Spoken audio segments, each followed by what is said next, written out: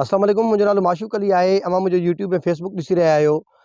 सिंध में हिन महिल कणिक जी कटाई जी जेको आहे त सीज़न आहे, पर बदकिस्मती सां सिंध सरकार पारां हिन दफ़े जेको आहे त कणिक जी ख़रीदारी लाइ सरकारी तौर ते को बि ऐलान न कयो वियो आहे ऐं ख़ुराक खाते पारां न किथे को सेंटर क़ाइमु कयो वियो आहे, न ई जेको आहे को इमदादी अघ जो ऐलान कयो आहे। जंहिं खां पोइ जेके आबादगार आहिनि, हारी आहिनि, उन में सख़्तु मायूसी फैलियल आहे ऐं हिन महिल कणिक तयारु हुजण जे बावजूद बि जेको आहे त उहो ॾाढो खणी उनखे जेको आहे लाबारो करण लाइ जेको आहे तयारु न आहिनि। छो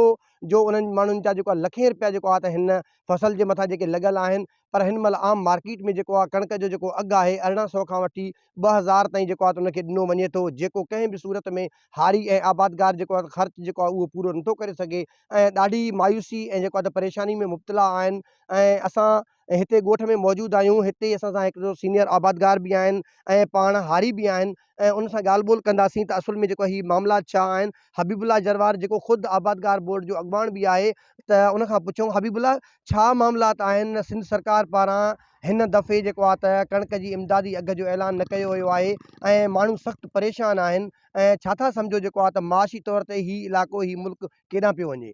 साईं, सभ खां पहिरियां त वफ़ा खां वठी सिंध गवर्नमेंट जेका आहे लाॻीतो 4-5 साल खां वठी जेको आबादगारनि खे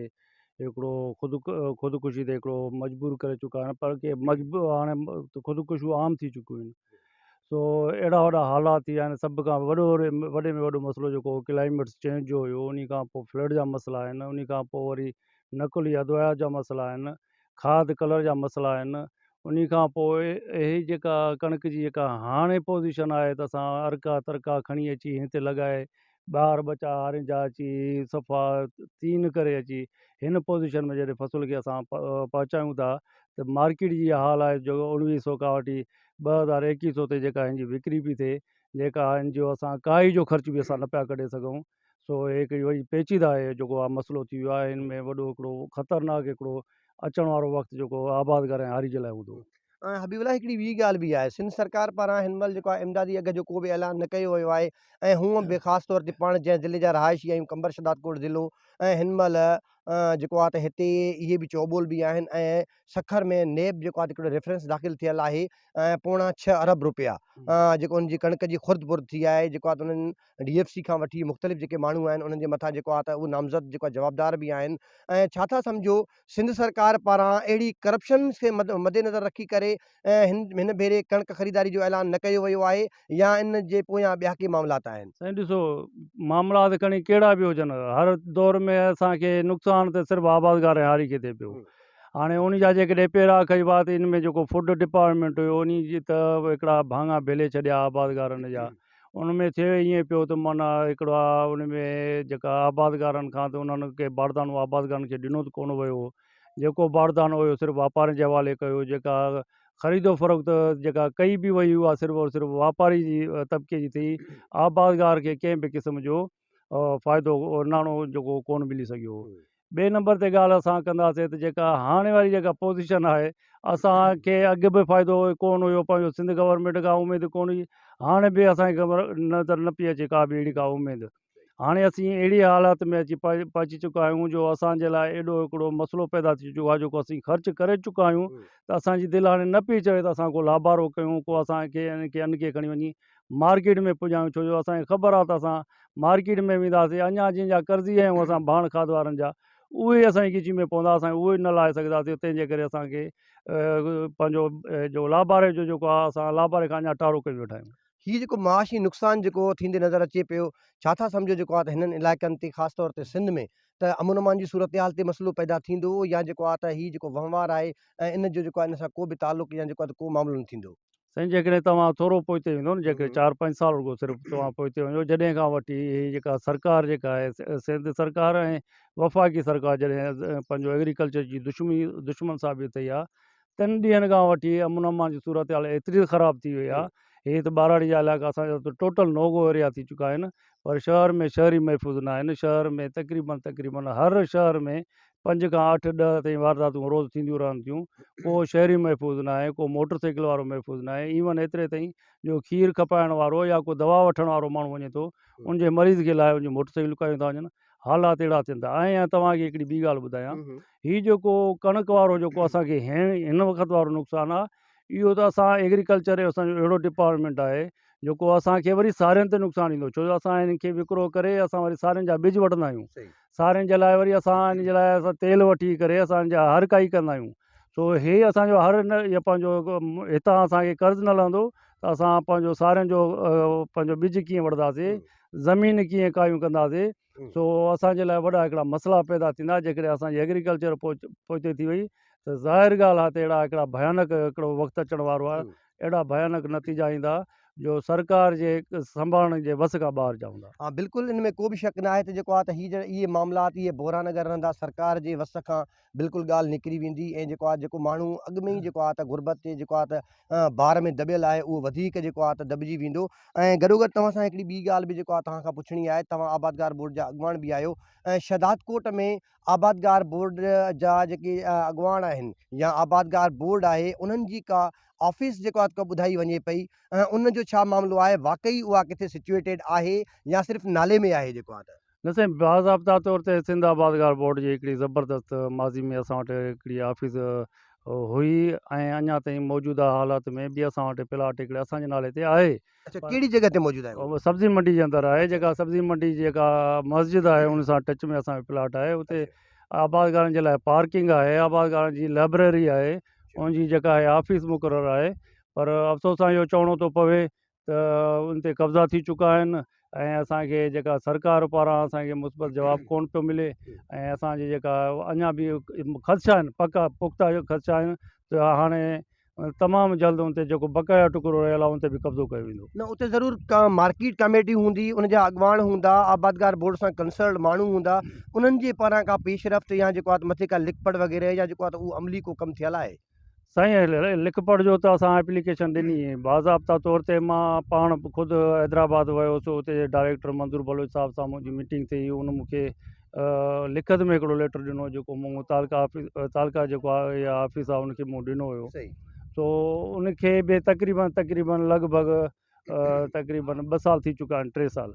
सो उहो प्रोसेस अञा पूरो कोन पियो थिए। पोइ लॻे ईअं पियो थो त कंहिं साज़िश जी भर चढ़ियल आहे। हाँ, लॻे ईअं थियो त कंहिं साज़िश जे वर चढ़ियल आहे, जेको आहे त मौक़े जो फ़ाइदो वठंदासीं। असां सां गॾु जेको आहे त मुतहरिक जेके किरदार आहिनि, जेको आहे सिंध तरक़ी पसंद पार्टी जो जेको आहे त अॻुवान आहे उहो मौजूदु आहे, ऐं हूअं बि जेको आहे शहदादकोट में जेको बि मसइलो हुजे उन्हनि ते हमेशह जेको आहे त हिननि जो भरपूर ऐं ताक़तवर जेको आहे त एहतजाज तहरीकनि जी सूरत में जेको आहे त आवाज़ु बुलंद रहियो आहे। मोहम्मद हयात तुनियो मौजूदु आहे। मोहम्मद हयात, शहदादकोट में जेका आबादगार बोर्ड जी जेका ऑफिस जेका मौजूदु हुई या आहे त उन ते जेको ॿुधायो वञे थो उनजे मथां कब्ज़ो थी पियो आहे, ऐं कुझु वक़्तु अॻु तव्हां पारां तहरीक बि हलाई वई, ऐं उहा तहरीक किथे पहुती ऐं छा था सम्झो, आहे या न आहे? हाणे आबादगारनि जी जेका ऑफिस हुई उहा सब्ज़ी मंडी में आहे, शहदादकोट जे अंदरि, ऐं उनजी जॾहिं असांखे ख़बर पई त असां शहर जा जेके सियासी समाजी दोस्त हुयासीं उन ते काफ़ी हिकिड़ो तर्क बि पैदा कयोसीं ऐं उन ते एहतजाज बि कयासीं। पर असल में जेके आबादगार अॻुवान हुया उहे इन मामले ते कंप्रोमाइज़ करे विया, ऐं उहे इन तहरीक खां जेको आहे अलॻि थी विया, जुदा थी विया, जंहिंजे करे उहा तहरीक जेको आहे सो माठी थी वई। पर उहो अञा बि मामिलो पंहिंजी जाइ ते मौजूदु आहे। उन ते जेको आहे सो हिकिड़े जेका लाइब्रेरी हुई उन ते त वापारी आहिनि उतां सब्ज़ी मंडी जा उहे कब्ज़ो करे उते पंहिंजो दुकानु ठाहे वेही रहिया आहिनि, पर बक़ाया जेका ऑफिस आहे उन ते बि उन्हनि जी अखियूं आहिनि त उन ते हू कब्ज़ो करे पंहिंजो दुकानु जेको आहे क़ाइमु कनि। पर हू असीं सम्झूं था त इहा आबादगारनि जी ऑफिस न, पर हीअ शहरनि जी ऑफिस आहे, शहरनि जो मसइलो आहे। इन मामले ते असां वरी नए सिरे सां कोशिशि कयूं पिया, ऐं आबादगारनि सां बि असां मिलंदासीं, ॻाल्हाईंदासीं, उन्हनि सां मिली करे असां इन मामले खे वरी बि खणंदासीं ऐं कंहिं बि क़ीमत में इन ते कब्ज़ो करणु न ॾींदासीं। वॾी महिरबानी, कंहिं बि क़ीमत ते कब्ज़ो करणु कोन ॾींदासीं। ऐं असां सां गॾु GSN माह जो मरकज़ी जेको आहे त अॻुवान आहे, ऐं उन खां अलावा शहरी इतिहाद जो जनरल सेक्रेटरी आहे हुबदार मीरजत, जेको आहे त उहो इंतिहाई मुतहरिक जेको आहे हमेशह रहियो आहे। जेको शहदादकोट में जेको कब्ज़ा लैंड ग्रेबर हुजनि, कब्ज़ा माफ़िया हुजनि, उन्हनि खिलाफ़ हमेशह जेको आहे हिन जो सख़्तु मौक़िफ़ रहियो आहे। त हुबदार साहब, जेको हीअ आबादगार बोर्ड जी ऑफिस जेका हुई उन जे मथां किन धुरियुनि पारां कब्ज़े करण जा चौबोल आहिनि, अफ़वाह आहिनि, छा था सम्झो इहो कब्ज़ो जेको आहे त इहो हटायो वेंदो, हटी वेंदो, या इन समेत जेके शहर में जीअं ॿिया कब्ज़ा थी विया आहिनि इते बि कब्ज़ो थी वेंदो? माशिक साहब, तव्हांखे यादि हूंदो ऐं तव्हां इन ॻाल्हि खां बाख़बर आहियो त इन ऑफिस जे लाइ असां जेको आहे सो तमामु घणी जिदोजहद कईसीं। ऐं असां पाण हाणे ऑफिस आबादगारनि जी आहे पर उनखे असां माना क़ौम परस्तनि शहरनि इन ते जेको आहे आवाज़ु उथारियोसीं उन जॻह ते वञी जेको आहे पहुची उहा निशानदी कराईसीं मीडिया जे थ्रू तव्हां दोस्तनि जे थ्रू ऐं उन खां पोइ असां आबादगारनि वटि लंघिजी वियासीं त भाई तव्हांजो मसइलो आहे तव्हां असां गॾिजी जेको आहे पंहिंजो जेको आहे ऑफिस बचायूं पर अफ़सोस सां इहो थो चवणो पए त कुझु हिकु अधु दोस्त असां सां जेको आहे बीठा जीअं अॼु असांजो भाउ हबीबुल्ला जरवार साहिबु असां सां गॾु आहे ईअं असां सां ॿिया आबादगार गॾु न बीठा ऐं उनजो सबबु इहो आहे त बदकिस्मती आहे त तक़रीबन जेके आबादगार आहिनि उहे पीपल्स पार्टी सां लाॻापियल आहिनि ऐं जेके उते जिन ऑफिस ते कब्ज़ो कयो आहे उहे बि पीपल्स पार्टी सां लाॻापियल आहिनि उन्हनि जी पोइ मजबूरी थी थिए उन्हनि जे आॾो कुझु ई नथा सघनि कब्ज़ा माफ़िया जे आॾो आबादगार पर असां अॼु बि उन आबादगारनि खे इहा अपील था कयूं त अॻ में असां हूंदासीं तव्हां सिर्फ़ु असां सां गॾिजो इहो कब्ज़ो जेको आहे कंहिं बि सूरत में बर्दाश्त न कंदासीं असां हमेशह जेको आहे शहर जे हर इदारे लाइ आवाज़ु उथारियो आहे हीअ त जेको आहे हेॾी किरोड़नि जी जेको आहे प्रॉपर्टी आहे उन ते जेको आहे कब्ज़ो था कनि इन में जेको आहे उहे कब्ज़ा खोर बि ॿुधी छॾनि त असां इन शइ खां गाफ़िल न आहियूं असां जेको आहे वक़्तनि फ़वक़्तनि इन मामले ते जेको आहे आवाज़ु उथारियो आहे हाणे बि उथारींदासीं हाणे बि जेको आहे आबादगारनि खे असां गुज़ारिश था कयूं त इन ते महिरबानी करे हिकिड़ी वॾी जेको आहे गॾिजाणी घुरायो असां तव्हां सां गॾु आहियूं ऐं लाइअमल जोड़े इहो जेको आहे माना कब्ज़ो ख़ाली करायूं लाइअमल जोड़े जेको कब्ज़ो आहे उनखे मुकमिल तौर ते ख़तमु करण जी ज़रूरत आहे ऐं उन खां अलावा जेको आहे त ॻाल्हि कंदासीं उन जेको आहे त कणिक वारे मामले ते त जेको आहे त सिंध में हिन महिल जेको कणिक जी जेका आहे त सीज़न आहे पर इंतिहाई अफ़सोस सां चवणो पए थो त सिंध सरकार पारां जेको आहे त ख़रीदारी जे लाइ को बि जेको आहे त इमदादी अघ जो ऐलान न कयो वियो आहे जंहिंजे करे जेको आहे कंबर शदाद कोट समेत जेको आहे पूरे सिंध जो जेको आबादगार आहे उहो सख़्तु परेशान आहे ऐं असांजी ॻाल्हि ॿोल दौरान जेको आहे हिकिड़ो हारी हिते मौजूदु आहे उन सां ॻाल्हि ॿोल कंदासीं अदा तव्हां पाण केरु आहियो ऐं केतिरे अरसे खां वठी जेको आहे तव्हां जेको आहे त हारपो या कुड़मत कंदा आहियो साईं असांजा आबाद ॾाढा सभु हारपे में अची विया आहिनि असां बि हारपो कंदा आहियूं असां हे असांजे साम्हूं ॻोठ आहे हे ज़मीन असां कुड़मत कंदा आहियूं साईं जन जी महिरबानी आहे पर हाणे असां जेको फ़सुलु कयोसीं सॼो व्याज ते आहे हेॾो पटऊं हाणे ख़रीदारी कोन्हे का ऐं पैसा बि नथा ॾियनि ॾिसे थो अघु कोन्हे को 1800-1900 छा आहे हाणे लाभ असां न लाहींदासीं माना हे 1800-1900 में तव्हांजी पूरी जेको ख़र्चु न लहंदो साईं न लहंदो उहो वेपार जो जेको कलाकी आहे उहो बि न लहंदो हे जेको वेपार ट्रैक्टर लाहींदो उहो बि असां न लहंदो ॾिसे थो 4500 रुपया अछो भाण 1200 रुपया कारो भाण असांजी पूरत काॾो थींदी बसि उन जे करे असां छॾे ॾिनो आहे हुकूमत खे सारी अपील करे महिरबानी करे पंहिंजो फ़सुलु पाण लाहे वञनि असांजी जान छुटे महिरबानी तव्हांजी ही ॾाढो रंजीदा जेको आहे मौक़िफ़ ॾिनई जेको आहे हुकूमत पाण अची जेको आहे फसलनि में लाबारा करे ही फसल खणी वञनि असां कंहिं बि क़िस्म जो को बि लाबारो कोन कंदासीं छो जो जेको हिन जो ख़र्चु थियल आहे उहो ख़र्च बि हिन जे अघ में कोन थो निकिरे ऐं हिननि मुतालबो कयो आहे सिंध हुकूमत खां त फौरी तौर